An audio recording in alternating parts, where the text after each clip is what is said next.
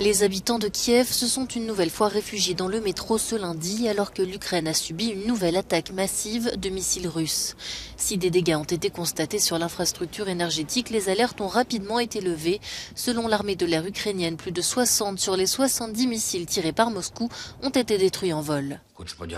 Je veux remercier les forces de défense aérienne, nos ingénieurs et notre peuple. La défense aérienne a abattu la plupart des missiles. Les ingénieurs ont déjà commencé à rétablir l'électricité. Notre peuple n'abandonne jamais. En visite en Ukraine, le haut-commissaire des Nations Unies aux droits de l'homme a été impacté par ces alertes aériennes. Alors qu'il rencontrait des représentants de la société civile, il a dû poursuivre sa réunion dans un abri anti-atomique. J'ai dû déplacer cette réunion ici, dans cet abri. Et vous voyez les collègues de l'ONU derrière moi, ils sont ici parce que les sirènes ont retenti.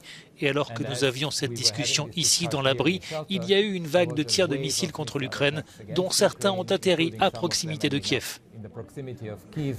Dans le sud de l'Ukraine, près de Zaporijia, les frappes russes auraient fait au moins 2 morts et endommagé plusieurs maisons. Les infrastructures énergétiques sont aussi grandement impactées.